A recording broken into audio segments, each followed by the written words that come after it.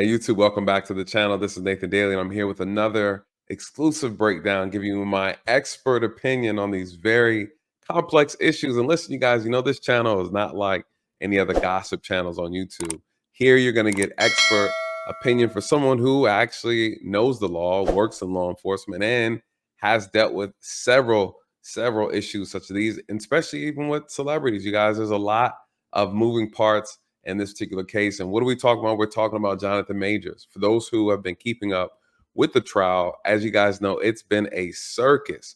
And social media has also been playing into a lot of the circus acts as well. I'm going to cover those things. And there's a lot of things for us to talk about because it's been crazy, right? And now we're at the end of the trial. At this point, this stage in the game, you guys, the jury is deliberating, and they've been deliberating for over 2 days now, and they could not come to a conclusion, an agreement as of today, which is Friday. So they're going to be deliberating and picking this back up on Monday.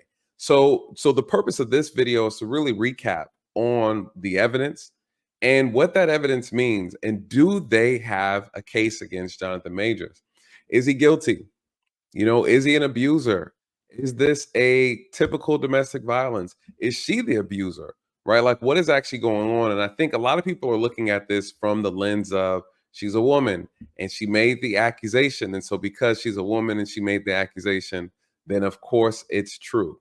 Right. And so, this is the world that we live in today, especially in this country, where if a woman makes an allegation against a man, you pretty much you signed your ticket, you're out of here. All right. And so the way this story has unfolded, a lot of people, along with the media, along with people who are affiliated with Jonathan Majors from a business perspective, have pretty much wrote him off, you guys, right? Like, again, this man is not only fighting for his freedom, he's fighting for his reputation. He's also fighting for his financial future as an actor who was really on the trajectory of really taking off, right? So, so where are we? Right? Where are we, guys? There's so much to talk about, so much to cover. And again, you've seen the videos. We're going to play some of the clips. I'm going to give you my thoughts as a 13-year law enforcement veteran, someone who's investigated hundreds and hundreds of domestic cases, especially investigated domestics with celebrities as well. It's a very unique situation. And so let's talk about it, you guys. So where are we at? And first of all, before we even get into all the details, you guys, listen, I want to say this disclaimer that domestic violence is real. All right. And there's a lot of people who suffer from domestic violence or they're experiencing domestic violence. And if that's you, please check out this hotline below. It's a domestic violence hotline nationwide, 1-800-799-7233, or go to the hotline.org if you are a victim or experience domestic violence, you guys. So we take it serious over here. And though we're going to cover a lot of information, I'm going to examine this thing from both sides of Jabari, which is his ex-girlfriend, and then also Jonathan Majors. I'm going to talk about a lot of issues that stem from domestic violence. And so let's take a step back. How did we get here, right? Let me give you a brief synopsis of this story, how it unfolded, what the prosecutor is trying to do in this case, and how they're trying to prove their case, and what elements of the crime they're looking at, what evidence they're using to support the crime that they're alleging that Jonathan Majors committed. And then what is Jonathan Majors' defense, right? And what is he alleging? Is Jonathan Majors guilty? Will he be found guilty? I will tell you unequivocally, you guys, and I will explain to it, but unequivocally, no, he will not be found guilty on Monday. All right. And let me tell you why. Let me explain to you why he won't. And then I'm going to explain to you what things need to happen moving forward. And then I'm going to give you some advice to the ladies on how to prevent yourself from being caught in these type of situations. And then to the fellas, how do you prevent these things from happening to you and what you need to do to protect yourself? All right. So let's take a step back. How do we get here? What happened, Jonathan Majors? All right, here we go. Here we go. As you guys know, they have been in a relationship for a couple years now. I think from 2021, maybe. I think when he did his initial movie with the Avengers and the Ant-Man. Someone's saying that's when they kind of met together, right? So they hooked up. They're together. They're a couple. All right, I'm gonna be completely transparent with you guys. I've worked hundreds of domestic violence cases, investigated them, arrested, made arrests based off of them, and I've seen. I probably could honestly, safely say I've seen it all. Okay, not only that, I've been a domestic violence advocate and part of a domestic violence task force, and so I have a unique experience working these type of cases, and let me tell you, based on the evidence that they've allowed us to see from this case with Jonathan Major and Jabari, you guys, this relationship that they had was extremely, extremely toxic. Okay. It was a very toxic relationship where, to be honest with you, I believe both parties have been abusive to each other, physically and emotionally and psychologically. All right. Just based on the evidence that they provided, this has been a toxic relationship. And so, what does that mean? Honestly, it means that both of them are mutually responsible for how this relationship turned out. But the biggest issue with this particular case is that the media, along with the prosecutor, are trying to paint Jonathan Major as a big villain in this whole entire story. He is the big bad guy who has been abusing this small, frail, fragile woman. And the problem with that is that's not the case. All right. The reality is that they have both been abusive to one another, not only just psychologically, not just emotionally, but also physically. Even based off the evidence, all of it rings true that what you have in this particular case is extremely, extremely toxic relationship. This kind of mirrors the relationship that Johnny Depp had with Amber Heard, right? It's the same concept. Two toxic people trying to work it out, right? Instead of separating. This is what you get. Ultimately, what I see from this, based off the evidence, I see a woman who has gaslighted her way into the spotlight of the media. And not only that, this is more so rooted in revenge. That's what the evidence suggests, that this is revenge based.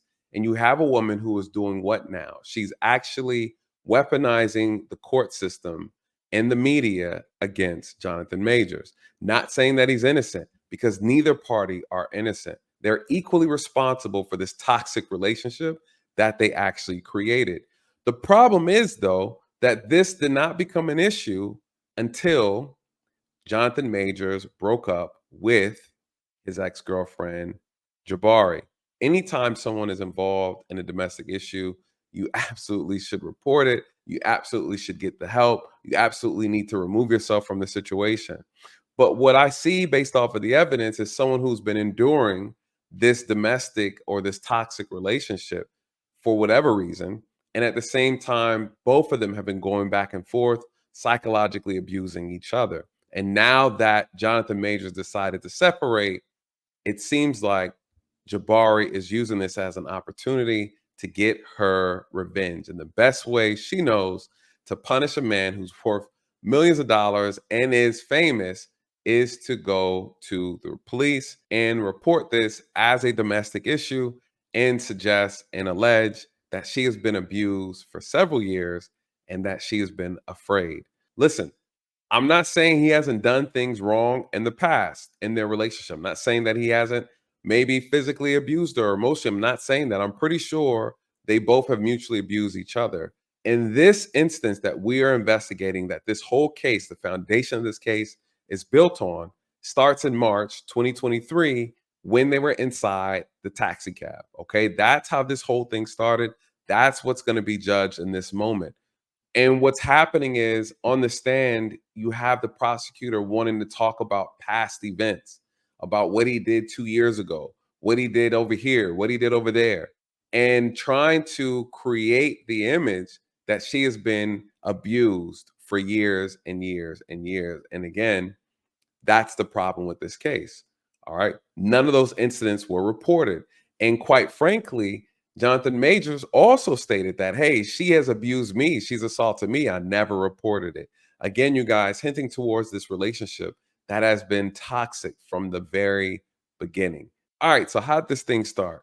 Jonathan Majors, they're in the car in a cab in the back seat. They're on their way home, coming back from an event. Jonathan Majors on his phone, and somehow Jabari shoulder surfing sees a text message from some female named Cleopatra talking about, I wish I could be kissing on you now. Now, mind you, they're in a relationship. So, rightfully so, Jabari's upset. She asks and requests the phone. She wants to see it. He refuses. She then takes it upon herself to try to take it from him. And you guys, right then and there, we already have a problem. The moment she grabbed him and touched him and tried to take the phone from him, she's already in violation. She's already in violation. So now they're playing tug of war with his cell phone. Okay, she touched him first. She is the initiator. She's the primary aggressor. And through that tussle, somehow she got hit. Okay, she got hit. And so she got hit. She's saying that she got hit in the side of the ear, and which ultimately ended up cutting the behind her ear. Right. This is what she's alleging. And then she also, during that tussle, ended up having a fractured finger. I believe it's the middle finger. So these are the injuries that Jabari is saying she sustained because of Jonathan Majors, right? So this is what happened inside the vehicle. Well, then eventually the vehicle stops. Jonathan Majors gets out. He tries to leave. She gets out and tries to follow him. He picks her up and puts her back in the car. She gets out. He tries to push her back in the car again. She refuses to stay in the car. Jonathan Majors starts to walk away. She's following him, right? She ends up admitting on the stand, she testifies to the fact that one, she started the fight, two, that when he tried to leave, she tried to follow him, and that he tried to push her back in the car. So she's admitting to her actions in this moment. Okay. What's interesting about this is there's video recording, as we're going to pull up right here, of Jonathan trying to leave the scene. He wants to leave her where she's at. So this is the actual video footage of him getting out of the car. All right. And pushing her, trying to pick her up and put her back in the car so he can leave. Essentially saying, listen, you go home. I'm gonna walk this out. She gets out. He says, forget it. I'm just gonna walk off and leave. She's following him. She stated to them on the stand that, hey, I was trying to get the phone. I wanted to talk to him about him cheating. And he takes off running. You guys, this is the evidence that they just now released, evidence that they've always had. All right. Of course, the problem with this is they waited to tear this man's reputation down, making all these allegations. And here, this whole time, they had a video of him literally running, what it appears to be running for his life. He wants to get away from her so bad, and she's chasing after him. This is not a good look. All right. This is not a good look. Why is it not a good look? Because it goes against everything that the state has been providing to the media, right? A lot of inaccurate descriptions as how this interaction took place between Jonathan Majors and Jabari. In this situation, you have Jabari being the primary aggressor. And this is what's dangerous about these type of situations, because you have men who will try to remove themselves from a potentially problematic situation involving women, and unfortunately women will chase after them. I've seen this countless of times, you guys, that men will try to go to another room. They'll try to leave. They'll try to go in their car and sleep. And the women will come and provoke or and agitate or follow because they want to be heard. They want to be understood. They want their way, whatever it might be. But this is a perfect example. And it's hard to sell an image of him being the abuser when he's trying to get away. And someone mentioned before, I saw in one of the comments in reference to this video, is that, well, he grabbed her and he was shoving her in the car. As men, a lot of times what they teach us, you guys, and this should be a lesson to all men because this is very important. One of the things that they teach men is like, oh, well, if a woman is punching you and kicking you, just hold her down. Just hold her down, grab her and hold her down. Don't hit her, but grab her and hold her down. And what I've seen in cases before where men have tried to hold women down and end up bruising their wrist, right? Because guess what? Just because women aren't stronger than men, it doesn't mean that women are not strong. And so they're fighting back, they're getting bruised while you're trying to hold them down. And then next, their story changes as he was grabbing my wrist aggressively. He pulled me this way, he pulled me that way. And then the testimony from the man is, no, I was trying to hold her back because she was swinging at me. I didn't want her to hit me. She was throwing stuff. And so I grabbed her wrist and I pinned her down to the ground. Well, unfortunately, the way the story is told by the woman is that, yeah, he pinned me down and forced me to the ground so I couldn't get up. And see, that's the story that's then told to the officer. And next, you have the man in handcuffs. What you see here is Jonathan Majors trying his best to remove himself from the problem, you guys. And that's unfortunately when you're a person of that caliber, men just in general, and you obviously have something to lose, like your freedom, your job, your livelihood, your career, you try to just leave, right? You just try to leave. And I think in this moment, Jonathan Majors is thinking about how bad this is going to look. Okay. All right. So where are we now? Jabari ends up meeting up with some strangers that she sees. She solicits their help because they see that she's crying and so forth and so on. In this interaction is so crucial. They have this video footage because these same group of people is who she decided to go out and party with the same night. Now, again, Jabari's alleging that she was struck in the face, and during that injury, she ended up getting the back of her ear lacerated. And then she talks about her finger being fractured. Well, in this particular situation, we're watching a video of her and she's interacting, she's hugging this stranger that she doesn't know. And during this interaction, you guys, what ends up happening? You don't see any blood on her collar. You don't see her concerned about her hand where she's alleging the damage to her finger is. You don't see any of that. There is no issue, there's no concern. And again, for those who are not familiar and you haven't seen people be injured, a laceration anywhere in the face a lot of times produces a whole lot of blood, a whole lot of blood. And the fact that she received that laceration, and when you look at the photos, the laceration appears to be extremely deep and it doesn't look consistent with someone who's been struck, right? Because the laceration is behind the ear. And so, and if she was struck that hard to where it cut the back of her ear, there should be some type of noticeable swelling to the ear itself or bruising, even discoloration to the side of the face to some degree. And so, based on the video with her being outside and meeting these strangers, and then also going out to the club that same night, all of her actions does not suggest someone or doesn't show someone who had issues with her hand or issues with her ear. All these injuries show up the next morning when the police come to the house. And that's where this whole case starts to get turned upside down. And the person who called the police is Jonathan Majors. So we see here in this video, Jonathan Majors went to a hotel that night of the incident. He tries to go back into his penthouse and he's locked out. He can't get in. He contacts the staff. They let him in. He gets in, he goes upstairs to his room. He finds Jabari unconscious laying in the closet. Okay. Now, he said he was concerned that she may have tried to commit suicide.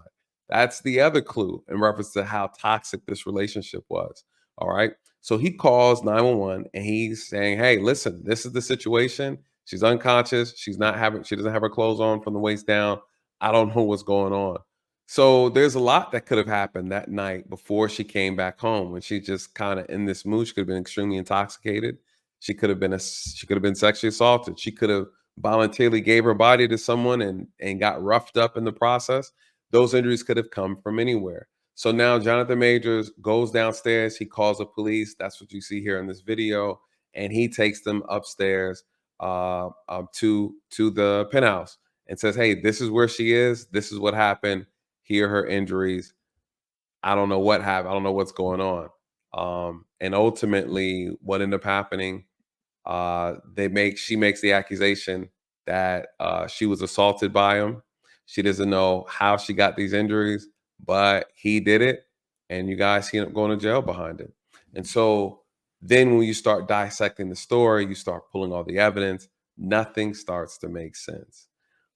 And so this is where we are. So now the jury has access to all this information, the videos, of course, the testimony. The doctor from the ER also provides his testimony. And he's like, "Listen, her injuries are not consistent with someone who's been hit in the side of the head. That's just what it is." And so now they're like, "Okay, well, how'd she get that injury?" And the fact that she claims she was struck there by a hand and there's no other bruising, no other damage, there's no blood that was on her actual outfit that night, no one's buying that.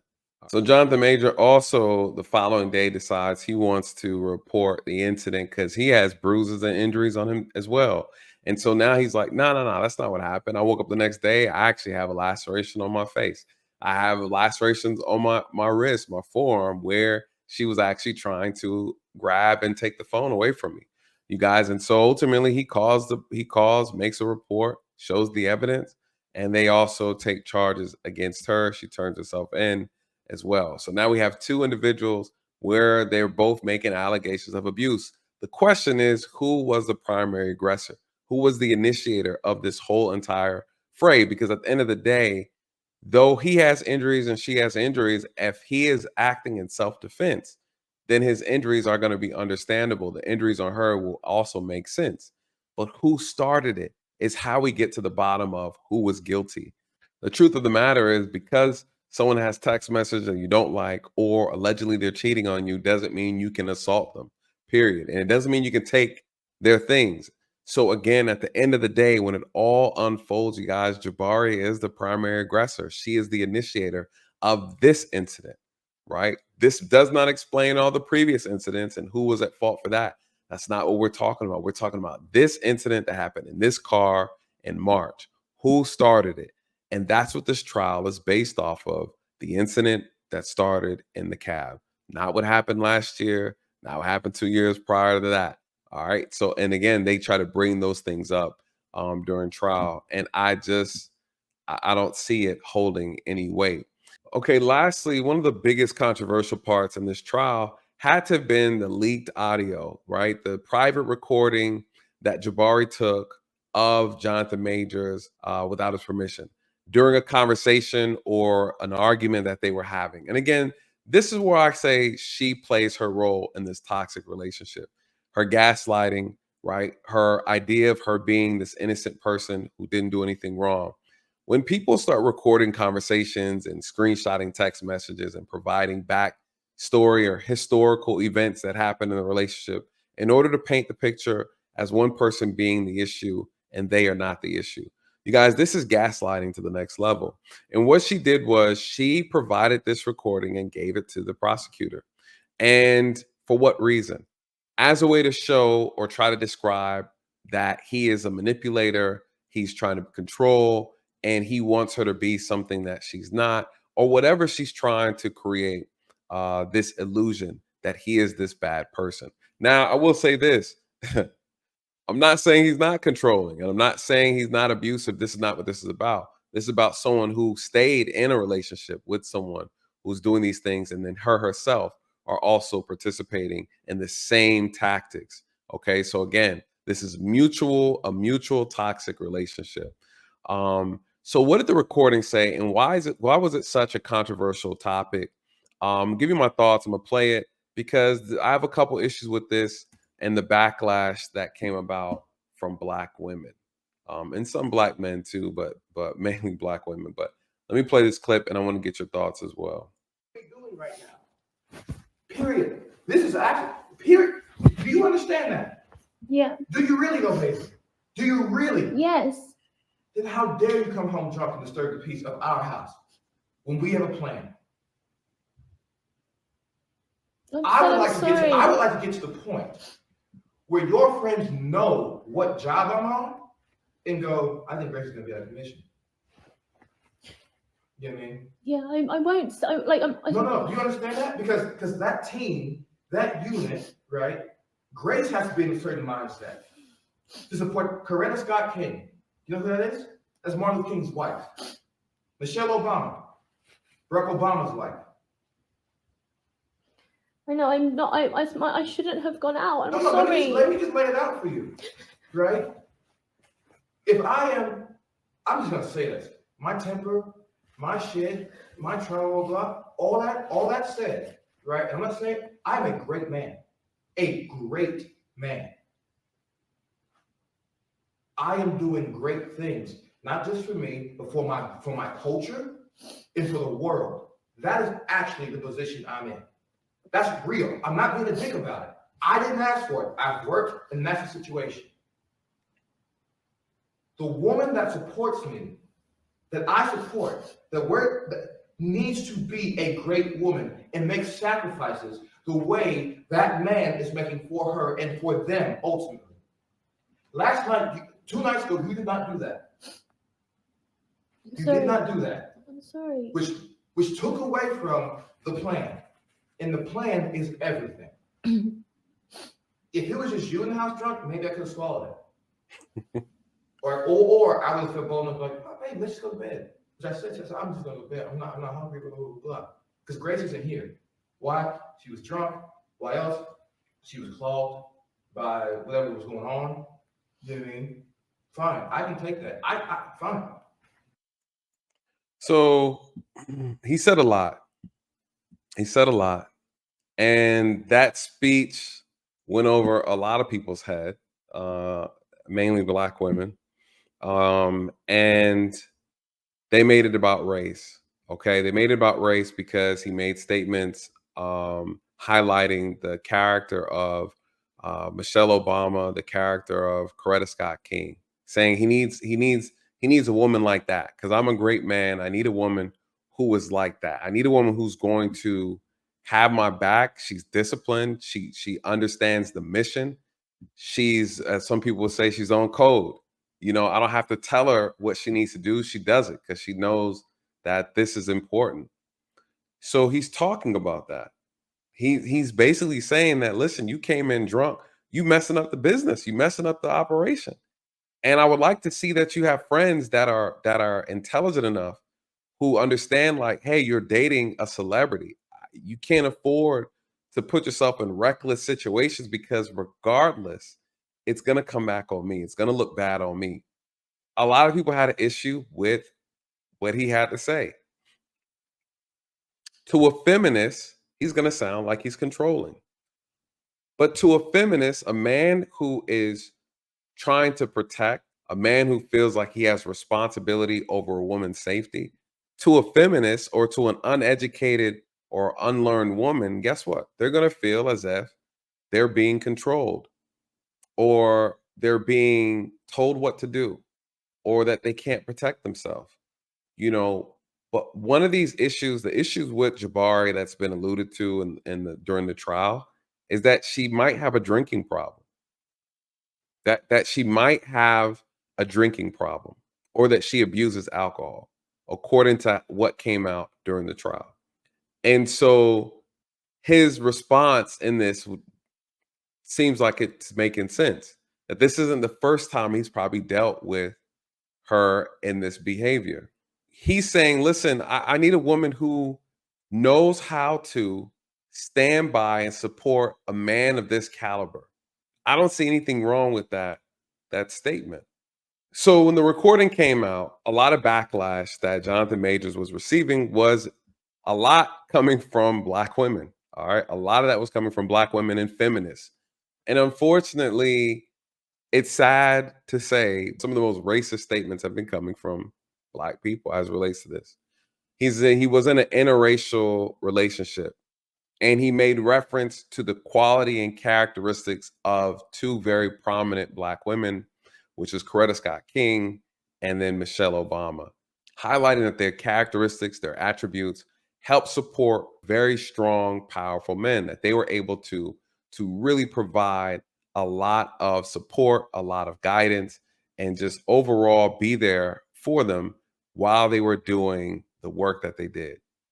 And he's saying, listen, I'm also one of those great men. And I need a woman who has the characteristics of these great women. Unfortunately, you had Black women take offense to that and say that you should have got a Black woman if that's what you wanted.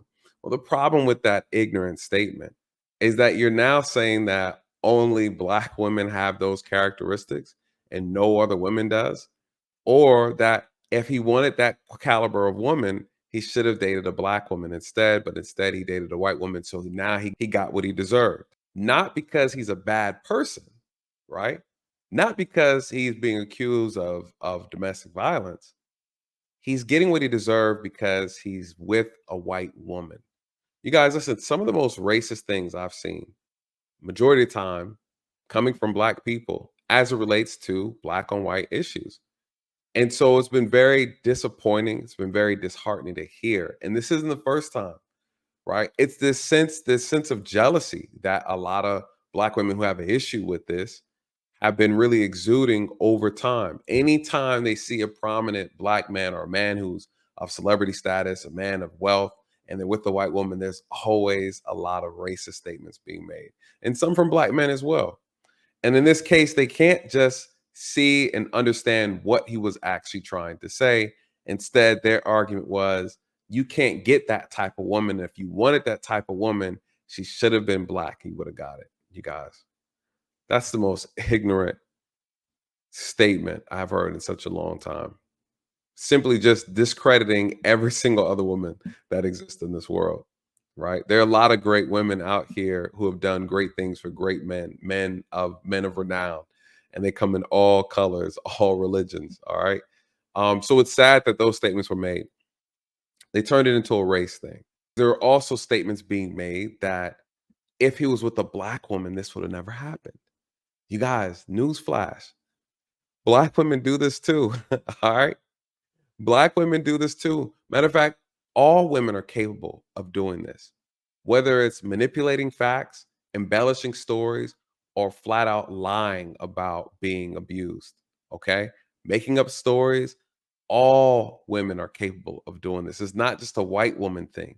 Contrary to a lot of black women's belief, you guys, I have to put that out there because there has been a lot of statements suggesting that he is in this situation now, not because of what he did, allegedly, because she's white, right? It's his fault because she's white. You guys, what type of thinking is that? What kind of thinking is that? So, I had to touch on that because I'm gonna be honest, I've seen plenty of black women do the exact same thing. There are men who have spent years, 10, 20 years in prison, black men, behind a lie that a black woman has told about being wrongfully touched, right? About being assaulted and it didn't happen. Hell, just a couple months, we had a black woman faking being kidnapped and everybody believed her. So again, that's the wrong way to look at this. We have to stop seeing everything through color. We just have to. Because at the end of the day, nobody's making fun of any other black women who've been dating white men. No one talks about that. Like it's just not even a big deal to black women. So I always have to push back on that ignorant narrative that a lot of unfortunately sisters like to push. And it's disgusting to read those comments. So I just wanted to make sure I touched on that. This is about a woman and a man who have maintained a very unhealthy relationship, both participated in an unhealthy relationship, and also have been gaslighting using psychological and mental tricks on each other. And it has created a tidal wave of drama over the last 2 to 3 years in their life. They have both participated, and here's the outcome. When they should have walked away, when she should have walked away, they both decided to stay. And the moment that one decided that they were done and over with it, the other one wasn't having it. She wasn't having it. And because of who he is and what he represents, unfortunately, she knew that she could really, really stick it to him.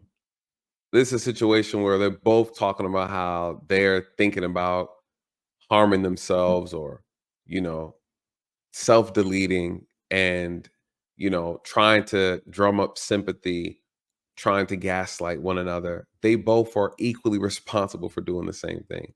They are two unhealthy people who both need therapy. And you already see Jonathan Majors jumping right into a new relationship to, with Megan Good. So I don't know. Megan Good, I don't know. I don't know. I don't know, sis. Don't be in the next documentary. All right. I can tell you right now that that brother Jonathan Majors, bless his heart, he needs some therapy. He needs some therapy. Absolutely needs therapy. You could tell he has anger issues. You could tell he's not emotionally in control like he would like people to believe. This is facts. And unfortunately, when you have two emotionally unstable people come together, you get this shit. That's what you get. So at the end of it all, is he guilty of this incident? Absolutely not. Jonathan Majors, not guilty. Does he need help? Does she need help? They both need therapy. And by the grace of God, this didn't turn out worse than what it was. And I don't know where this woman got these injuries from, but she seems like the type that would probably fake them. Yep. Based on the messages, based on how they communicate, I wouldn't be surprised. But come Monday, you guys, we will get the final verdict. This man, unfortunately, Jonathan Majors, has put his faith and his freedom and his future in the hands of strangers. You know, as men, we have to do better with the women that we pick. We have to take our time, got to do our due diligence. And when we see red flags, you have to acknowledge them, you know, and don't allow a person to get you out of character, right? Especially if a man, as you know, you have a bad temper and so forth and so on, and you're dealing with somebody who's just not getting on your program, or they're doing things that get you upset, or you're getting irritated easily. You need to remove yourself from the situation, and don't find yourself going back and forth, and definitely don't gaslight, right? That's obviously a manipulative tactic. And to ladies, if you're in a situation and you're dealing with someone you know has a temper problem, they lash out, they don't listen, you feel this way, you feel that way. Listen, remove yourself from the situation, you guys. All right. I think in this situation, of course, she's starstruck. She's caught up in his fame, his celebrity. And, you know, unfortunately, when you have people in these situations, they're willing to accept things that they normally wouldn't accept from somebody else because they want to be with that person. They want to maintain that lifestyle that the person created. Anyways, you guys, with that being said, let me know your thoughts. Do you think he'll be found guilty, or do you think he's innocent? Anyways, with that being said, like, comment, share, subscribe, and get your thoughts in the comment section. Good night. God bless.